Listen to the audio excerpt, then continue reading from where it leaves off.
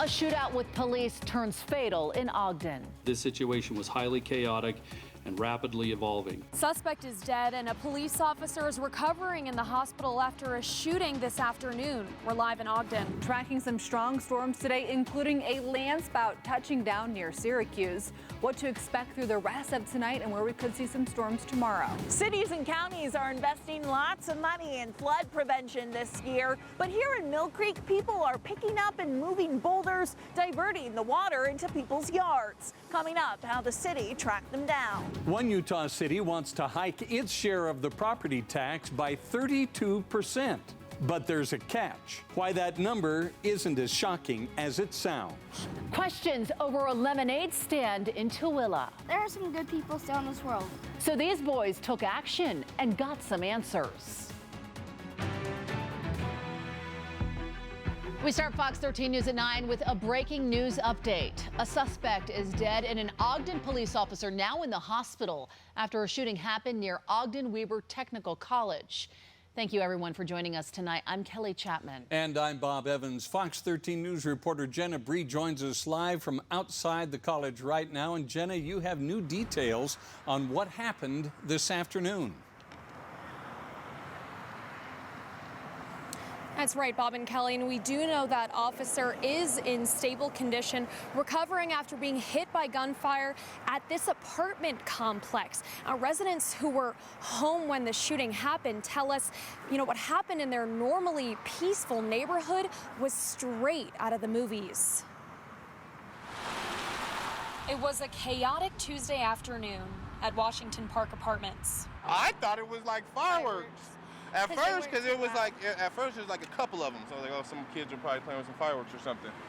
But after it started keep going, she looked out the window and seen the cop. And she was like, and when she told me that, I turned around and that's when I seen the cop jump the fence and start shooting. So I was like, whoa, get down, it's time to hide. Residents Rodney and Kayla saw officers jumping over their fence and shooting on their lawn. Well, they actually were hiding behind my car up there. And so that was when we noticed the cops were outside. So yeah, it got kind of crazy. They were actually in our backyard too, so it was like both sides, cops on both sides, and there was a lot of gunshots going on. According to Ogden City Police, officers were serving a protective order when they encountered a man with a gun.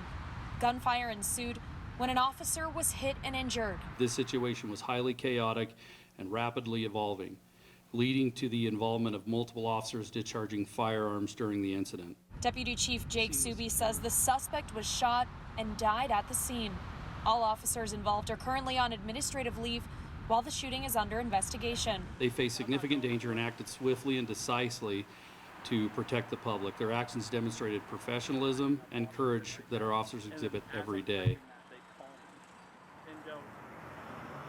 Ogden Weber Technical College's entrance is right next to this apartment complex. The college tells us they issued a campus-wide shelter-in-place lockdown for an hour during the incident. Police say they will release more information in the next few days. Reporting live in Ogden, Jenna Bree, Fox 13 News, Utah.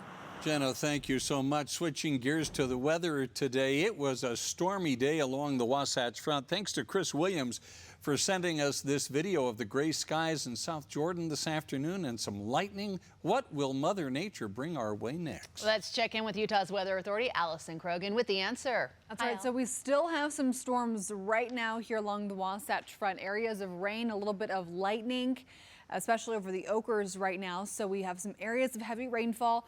We are out here just west of the Salt Lake City Airport. We've had some very strong storms moving through the Salt Lake Valley today. We will likely start hearing some rumbles of thunder here in just a bit, and some areas of rain for the evening drive for those of you who have loved ones who are still at work right now or out running errands. A little bit of rain, Highway 6 all the way down through Green River. Not as strong as the storms were earlier this afternoon in eastern Utah. And then we also had some thunderstorms that rolled through the Lake Powell area earlier today. So chances for thunderstorms mainly through about 10 o'clock tonight for the Wasatch Front, then becoming much more isolated in nature. Temperatures mid-60s by 3 a.m. And across the state, we are going to continue with Mostly cloudy sky tonight for northern Utah. We'll see some clearing across the south with sunshine to start the day tomorrow morning in southern and central Utah. Still a few areas of rain early tomorrow morning, mainly isolated with widely scattered thunderstorms possible yet again for tomorrow.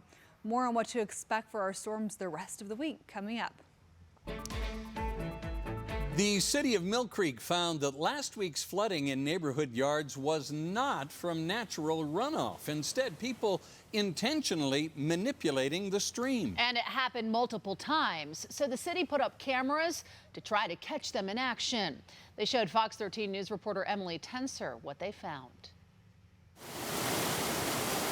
For months now, counties and cities have invested a lot of time and money to keep creeks clear. Going up the trail, there's water crossing the trail the whole way for the most part, and it's starting to cut into the trail, unfortunately. Lately, Mill Creek homes downstream of Neffs Creek saw floodwater in their yards. The first time it happened, emergency management crews found boulders had diverted the water flow.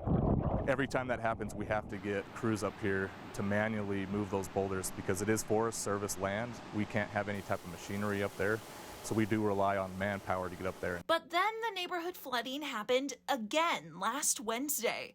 Andrew Clark says that the city saw the same spot rearranged the same way. I didn't get the sense that it was malicious. They did seem like they were just trying to have some innocent fun. I'm not sure how diverting water is fun. And he says these weren't boulders that water could just move naturally. They were picked up from the side and stacked on top of each other like a barricade. Plus, the culprits were caught on camera.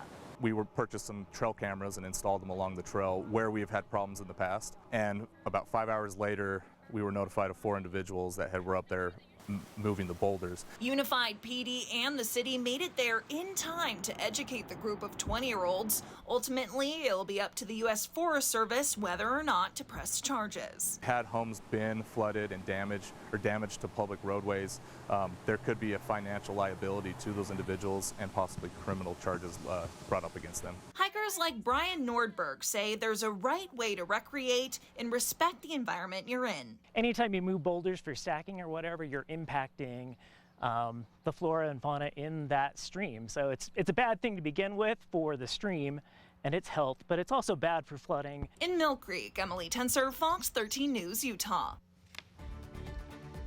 New tonight, 4 Republican state lawmakers reportedly pushed for the Utah Transit Authority to remove its Pride-themed bus from last weekend's Pride Parade in downtown Salt Lake City. According to records obtained by our content partners at the Salt Lake Tribune, Representatives Candace Perucci, Kay Christopherson, Colin Jack, and House Majority Leader Mike Schultz all reached out to UTA officials about the bus. Schultz told UTA board members it was causing drama in the House Republican caucus and asked for the bus to be removed. Records show that Schultz claimed in a text that the Pride-themed bus was paid for using taxpayer dollars. A spokesperson for UTA refuted that claim, saying the bus wrapping was donated ahead of last year's Pride Parade and has been used on several routes around Salt Lake City ever since. UTA ended up substituting out the Pride-themed bus with one of its new electric buses to be in the Pride Parade. That bus was decorated with Pride flags, also a digital sign on the front that read "Ride with Pride." Now, a UTA spokesperson did release a statement on the situation today, expressing their desire to remain committed to community collaboration and inclusivity. It goes on to say, quote, "We want to make it clear that it was never our intention to offend or disappoint any member of the communities we serve, including our valued employees. Our priority was to ensure the best interests of public transportation in Utah while acknowledging the diverse voices and concerns within our community." Well, Utah's congressional delegation is asking the state Supreme Court to dismiss a lawsuit challenging the redistricting process. The League of Women Voters and Mormon Women for Ethical Government have sued the legislature over the redistricting process. Congressmen Blake Moore, Chris Stewart, Burgess Owens, and John Curtis filed a friend of the court brief with the Utah Supreme Court. They argue there is no right to be free from partisan gerrymandering. The case is scheduled to be heard by the state's High Court in July. We know that there is a shortage of housing right now in the entire state of Utah, and so everyone is concerned about if people were going to be displaced. We have new details on UDOT's I-15 expansion proposal in the Salt Lake Valley and how nearby homes could be impacted. How you can weigh in. The option of a free meal is extremely important because it financially saves us. Many Utah families will have one less thing to worry about when it comes to keeping their children fed this summer. We'll show you some of the meal programs being offered by local school districts over the next few months. Real Salt Lake plays in the quarterfinals of the U.S. Open Cup match tomorrow night. We'll get you ready for their matchup against the LA Galaxy.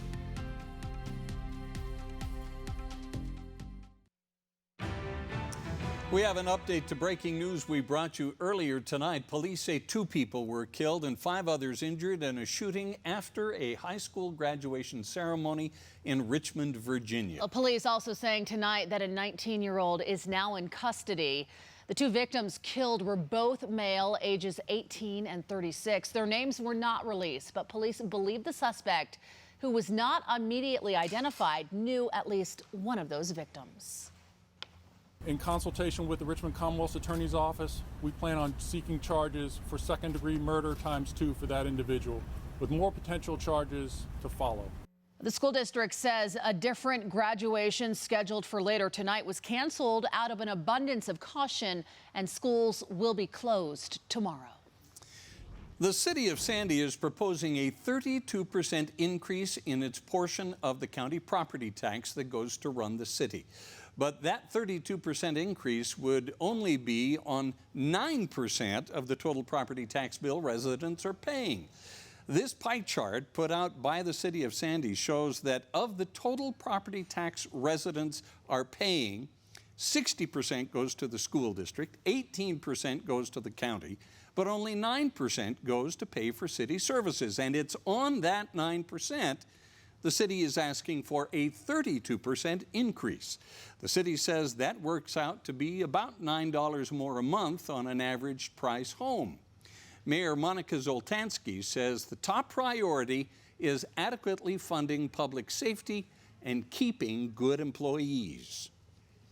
With the pace of inflation, it's hard keeping our experienced staff working for Sandy because there's a lot of people, a lot of businesses that we're buying for our employees, and we have to keep pace paying our employees what they're valued. The mayor spoke with us before tonight's city council meeting where the new budget was discussed and public comments were taken. I'm on fixed income, and the inflation had hurt me big time. I don't want a property tax increase, but at the same time, I do understand there are needs for the city, and residents somehow have to step up. Also, it's really important that our public employees that we have at Sandy get a fair share of the money that they deserve to keep here as well.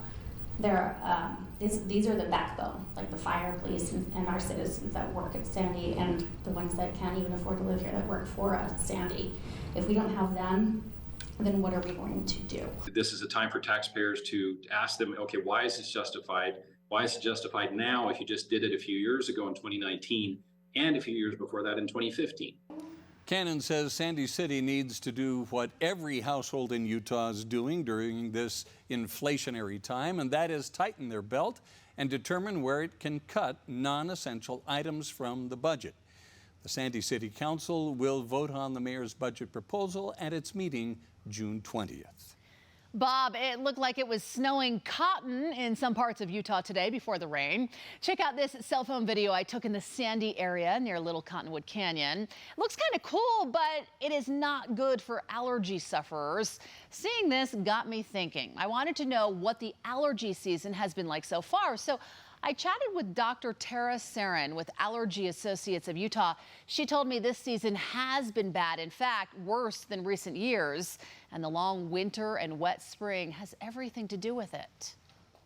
So we are seeing a lot of tree pollens as people are seeing the cottonwoods flying everywhere. It's also maple and juniper, ash. And then we also are seeing grass pollen start earlier than what we would expect. So typically in Utah, we see tree pollens in the spring, grass pollens in the summer, and weeds in the fall. This year, we're kind of seeing a little bit more of intermingling because of our high moisture. Yeah, some of everything. Dr. Sarin also says molds are now pollinating, typically not seen this soon, again, because of consistent precipitation. And don't be surprised if you're having allergy symptoms this season, even if you've never had them before. Dr. Sarin told me our immune systems change and allergies can start at any age. I remember growing up, I didn't have any allergies, and then when I got to young adulthood, all of a sudden, oh my goodness gracious. Here they come. Well, your body's changed, and then also people moving from place to place. Right, different pollens in the air. So that's exactly right. It got you. And the different seasons that we have, the wind picking up. I mean, there's so many factors at play. And a night like tonight, we've got some very strong winds still happening here across the state. Snowbird Hidden Peak, I'll get out of the way so you can see the sunset right now from the top of the Cottonwood Canyons facing into the Salt Lake Valley, matching my dress, a bright, vibrant orange and red color out there right now.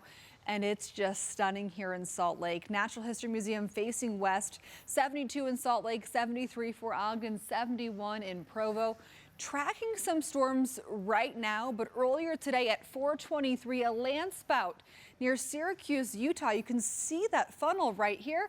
So these do form differently than a typical supercell tornado, but they are classified as a tornado. So this is 4:23 today over a dry lake bed. It formed along two colliding outflow boundaries and was briefly identified with radar data. There was no damage, no injuries. It was over a dry lake bed. So what is a land spout? As I mentioned, it is a non-supercell tornado. They do form differently. There's no rotating updraft. The spinning does originate near the ground.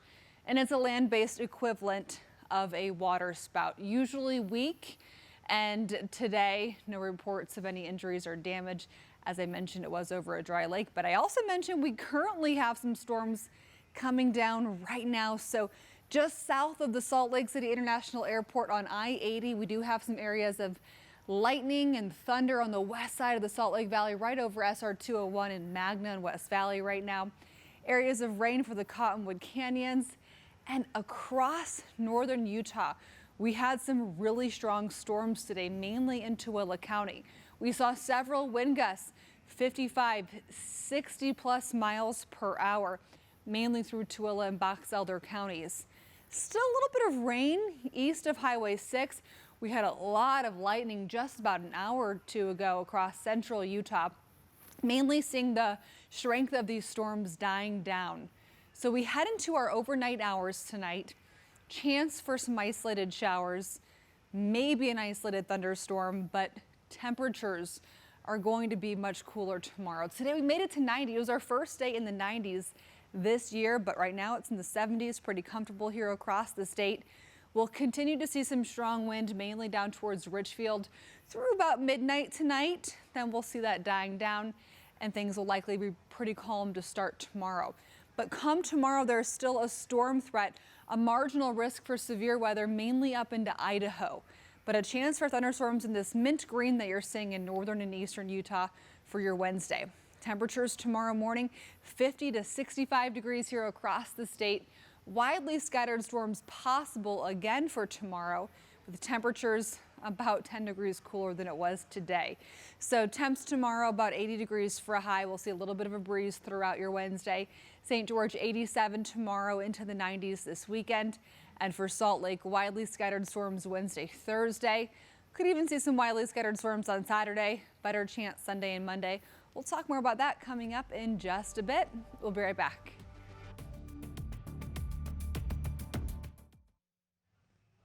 Welcome back, everyone. The Utah Department of Transportation is making a big change to that massive I-15 widening project in Salt Lake City. It originally threatened to take out entire neighborhoods. As Fox 13 News political reporter Ben Winslow found out, folks who live in Salt Lake City's Rose Park and Fair Park neighborhoods are not letting their guard down. As Utah's Department of Transportation has explored widening I-15, neighborhoods next to it in Salt Lake City have feared they'd lose their homes. But now, UDOT appears to have changed course. As of now, we do not anticipate any home relocations in the Salt Lake City area. UDOT's proposed project will stretch from 400 South in Salt Lake City all the way up to Highway 89 in Farmington. Properties all along the freeway could still be impacted, but Salt Lake City's west side neighborhoods have been the focus of concern. We know that there is a shortage of housing right now in the entire state of Utah, and so everyone is concerned about if people were going to be displaced. UDOT says it's now considering a freeway expansion into the median. We do have some widening to take care of our aging infrastructure in the area, and we anticipate that to we try to avoid as much impact as possible. While UDOT says it's not going to be displacing homes in this area now, people in these neighborhoods say there will still be a lot of impacts, significant ones for homes and businesses in this area. They may not say they're going to have to acquire the homes and demolish them, but the impact on them is going to be significant. And they can't tell me it's not. We've been through it. Bill Coker lives in the neighborhood and is an owner of the famous Red Iguana restaurant. He's still worried. Because this is elevated, so all the underpasses are going to have scaffolding in them. They're going to have to build that concrete center area, and they're going to have to block the streets to do so. So detours are going to be either coming through the neighborhood, or and businesses are not going to get any business. As of right now, the design is showing residential homes being able to stay in place. Commercial properties we are working with to make sure that if they, again, want to stay, they have that opportunity. Representative Sandra Hollins and other members of the legislature who represent these neighborhoods have been holding town meetings to get residents involved and keep them updated. Another one is planned Wednesday night at the Utah State Fair Park. Continue to be engaged in this process. Continue to be engaged from the start to the finish. In Salt Lake City, Ben Winslow, Fox 13 News, Utah. Utah Senate Minority Leader Luz Escamilla, House Minority Leader Angela Romero, and Representative Sandra Hollins are inviting UDOT to another community meeting on the project. It is tomorrow night at 6:30 at the Zions Building at the State Fairgrounds. When the school year ends, those 2 meals a day go away. How the Utah Food Bank and school districts are making sure kids across the state don't miss a meal this summer. You know, she hopes it goes good because out on her corner, some kids got shut down. When a few boys in Tooele were questioned about their lemonade stand, they went to the police station to get some answers. We show you how they're doing. Crazy golf news with the PGA Tour and Live Golf coming together. What does this mean for Tony Finau? We'll hear from Real Golf Radio's Brian Taylor.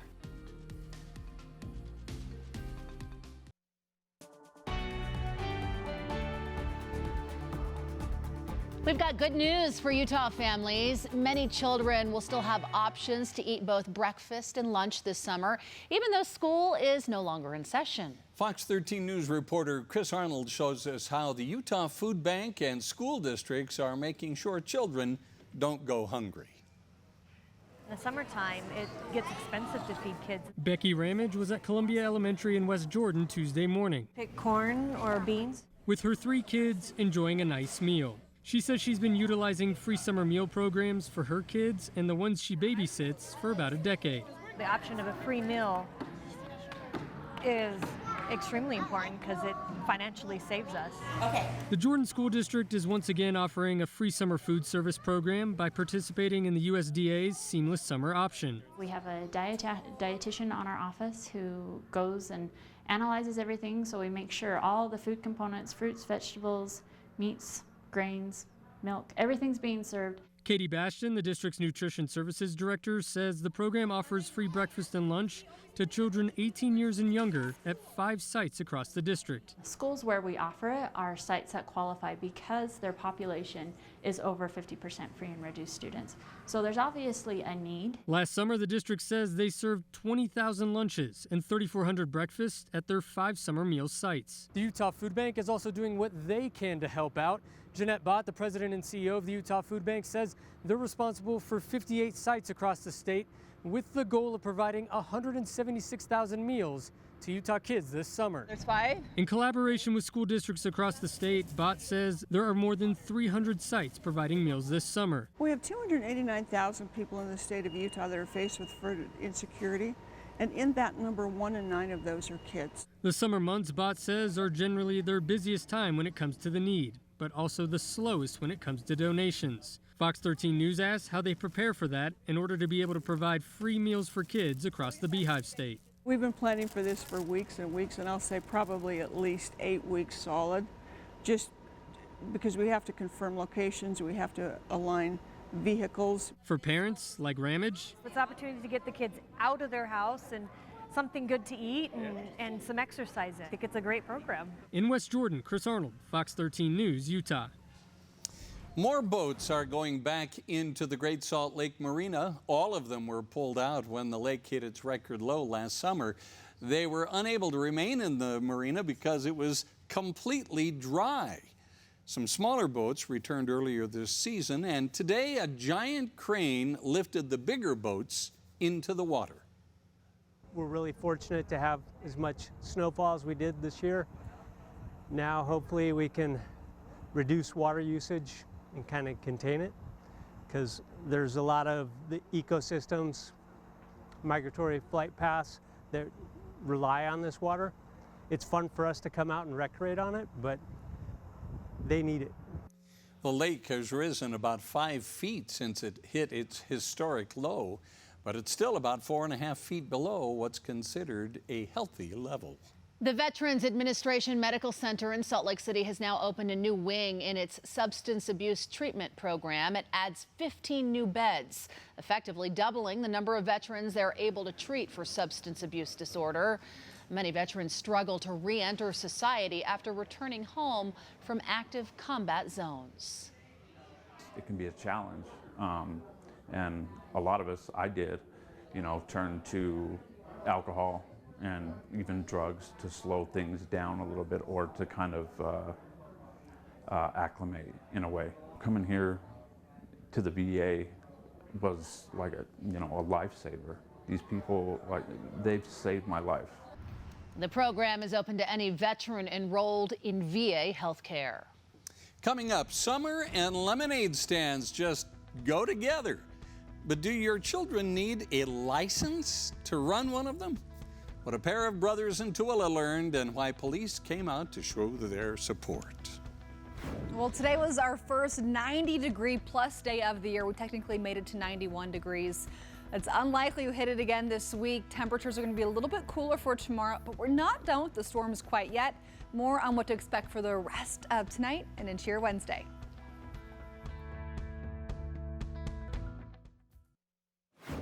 A few boys in Tooele opened their lemonade stand. Many of them have done that here during the summer, but after someone questioned whether they were allowed to do it, the boys went to get some answers. These are little businessmen here. Fox 13 News reporter Maithili Gooby met up with them and shows us how their community is now standing by them. Opening a lemonade stand. We just want to make money, to be honest, because, well, it's kind of hard to make money. For the summer. So we sell snacks and lemonade and Kool-Aid. Came with an interesting challenge. An elderly lady just came up and said that, she hopes it goes good because out on her corner, some kids got shut down. And so I don't know what the situation with that was, and I don't think she was trying to be a Karen or be rude or anything. So the boys went to the Tooele City Police Department to ask some questions. Very nervous, that's how I was. And then what did you ask the officers? We were just wondering if we needed a business license for a lemonade stand. And the boys were told that they did not need a license and what they were doing was allowed. It was fun. They had a little bit of concerns when they were at the police department that maybe they were doing something wrong. So we took that as an opportunity to let our public know that they don't need a business license for lemonade stands. According to Tooele City Ordinance, occasional businesses, or if they're run by people under 18, don't need a license. They just asked their questions and they talked to them for a little bit, and then later on in the day they came out to visit and support the boys, and it was amazing. Probably one of the better experiences of their childhood that I hope they're going to be able to remember for the rest of their lives. And the community We don't want one, we're just supporting you. Well, thank you. is standing by these boys. Renee and David Miller heard about the incident, That really caught our attention too. It's like, yeah, we're going to support these guys. continuing to serve lemonade and smiles to anyone who needs it. It's very nice how people actually care in this world. To be honest, I thought like all this world just had bad people, but there are some good people still in this world. The boys have already raised over $250 in less than 2 days of being in business and hope to continue doing this every day of the summer. In Tooele, I am Maithili Gubbi, Fox 13 News, Utah. It really makes a real impact on people. Coming up, how a Utah woman is giving back to her home country of Uganda by financing a school she started. Pablo Mastroeni will tell us how Real Salt Lake has been so successful in the Open Cup this season. And we'll hear from the PGA Tour Commissioner and Real Golf Radio's Brian Taylor on today's big golf news with the merge with Liv. Cool moment right there. That's really neat right there. Two good friends. This story is going to make you feel good. A Utah woman is working to give back to those in her home country by sending money from her own paychecks to a school she started in Uganda. Fox 13 News reporter Darian DeBrule shows us the results of her efforts. On a regular day, you can find Olivia Sarabira working at a local Walmart. Do online shopping for customers. I go and get the items and then pack them. But in her free time, she helps run the Peace and Hope School in Uganda using money from her paycheck. If I send $600 in my country, it is around like 2.5 million. For me, 2.5 million can do a lot. We can pay for the electricity, we can pay for water, we can pay for medical, we can buy food. The money also helps provide the students with things they need. When you grow up, you have personal issues like you want to buy a shoe, you want to buy a book, you want to go to school, you want to go somewhere, you need transport. But Olivia doesn't do it alone. Across the Atlantic Ocean, her son, Joseph Matovu, handles the daily school operation. It is midnight here in Utah. It is 9 a.m. where you are. Talk to me about what a day looks like for you at the school. Normally, we teach them how to sustain themselves, how they can manage their finances if they sell slowly, a little bit, and how they can stop what is going on in the country. We have girls that have dropped out from school because they got pregnant, and we train them how to do fashion. In Uganda, giving young women and children the chance to get an education is life-changing. They don't take them seriously as women. At the end of the day, they sell their bodies and they get AIDS, not even AIDS, but other diseases too. And also misusing them like a lot of cocaine and whatever is in the country. If you teach a lady or if you teach a woman, a nation will stand. Olivia hopes her work inspires others to pay it forward long after she's gone. But you can start up something like that. I said, wow, somebody did this to me. Let me also do it to somebody. That's my idea about it, so that the helping situation and helping the country goes on to make a better world. In Salt Lake City, Darian DeBrule, Fox 13 News, Utah. Olivia Sarabira, what a hero. Well, Salt Lake County Animal Services held their annual Pity Pageant party this afternoon. It is a fundraiser to bring in money to spay and neuter pit bulls for Pit Bull Awareness Month in October, which is coming up. Last year's winner will be in attendance to turn over his crown to this year's winner. Both pups are in wheelchairs. This is the 4th year of them holding the pageant for the pups. So we wanted to be able to raise the money early so that we know how much basically we are going to have to spend in October, and then we'll spend like September trying to find the dogs that we are going to spay and neuter so that we can focus on that in October. Salt Lake County Animal Services wants everyone to spay and neuter their pets. The shelter is currently full. Well, this is cute. A new baby zebra made his public debut today at Utah's Hogle Zoo, just a couple days old. Today marked the first day, in fact, the 98-pound foal could be seen publicly as part of the zoo's African Savannah exhibit. The baby was born just Friday night to mother Ziva, with the pair given privacy over the weekend for much-needed bonding. It's really important for them to get some time just to bond, mom and foal. We usually give them about a week at least and make sure they're comfortable before we start introducing other zebras in, because that can kind of throw off the dynamic.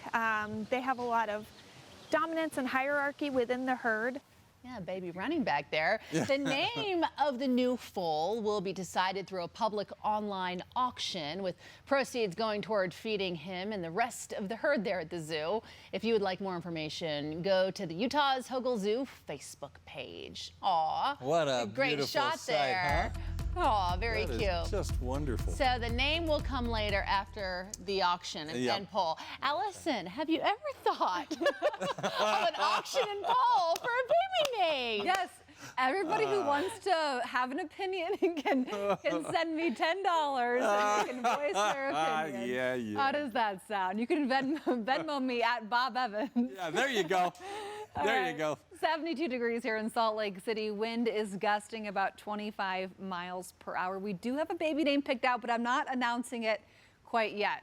I think I'll probably wait till after he comes in November. Wait until people start sending you money. Yes, that's right. The $10 each guess you want. All right, satellite and radar here across northern Utah. It has been a busy day storm tracking here. We had some severe thunderstorms that developed in Tooele County earlier today. We did have a land spout that was spotted just west of Syracuse in Davis County. A little bit of lightning over the Oakers right now, but these storms are nowhere near as strong as they were earlier tonight. In fact, these storms arrived just in time to make for an absolutely stunning last hour here in the Salt Lake Valley, with our skies getting darker, a little bit of storm clouds, a little bit of rain, a little bit of lightning. It was a beautiful evening here in Salt Lake. Temperatures again tomorrow, close to 80 degrees, but today we are about 10 degrees warmer than that. We'll again have some chances for afternoon storms tomorrow, but for Salt Lake, Provo, and Ogden, we're going to have some isolated storms through the next couple of hours, becoming unlikely at about 3 a.m. And then we head into tomorrow. Isolated to widely scattered storms will be developing at lunchtime and after tomorrow. So when you wake up tomorrow morning, we'll be about 50 to 65 degrees here across the state. Temps tomorrow, not as hot as it was today, but still a little bit above average. Low 80s along the Wasatch Front. Chance for storms widely scattered in Ogden for tomorrow and Thursday. Isolated Friday and Saturday. Storm chances going up next week, starting on Sunday into next week. For Provo, your chance of storms widely scattered Wednesday, Thursday, isolated Friday, Saturday. Scattered storms Sunday and Monday in Utah County. And for St. George, you have a pretty dry 7-day forecast, but you could get a few isolated chances Thursday and Sunday. St. George, 87 tomorrow. Close to 90 to 95 for much of your 7-day forecast. Let's call it 85 to 95 for your 7-day forecast. For the Wasatch Front, 83 tomorrow, widely scattered storms Wednesday and Thursday. Friday, partly cloudy. Saturday, partly cloudy. Could maybe see some widely scattered storm activity on Saturday, but our storm chances start to go up Sunday and Monday. Our temperature outlook for days 8 to 14, so after our 7-day forecast, the 14th of June through the 20th, below average temperatures. In that same time frame, we are tracking precipitation that'll be above normal. So things are going to start trending a little bit cooler and a little bit wetter heading into the middle of June. After more than a year of bitter tension and legal battles, the PGA Tour, LIV Golf, and the DP World Tour announced today they've agreed to merge together and unify the game of golf. This news surprised PGA Tour players who stayed with the PGA Tour, including Utah Tony Finau. Here's how PGA Tour Commissioner described the meeting he had with players today. I would describe the meeting as intense, certainly heated. You know, this is an awful lot to ask them to digest. And this is a significant change for us, in the direction that we were going down. Players stayed loyal to the PGA Tour for legacy, for loyalty, for doing the right thing, so to speak. And then the commissioner who was leading that charge seems to have done the very thing that they were choosing not to do, or that he was encouraging them not to do, and that's to take the money. There's a lot of players that don't quite understand that. I would put Tony in there. I haven't spoken with him.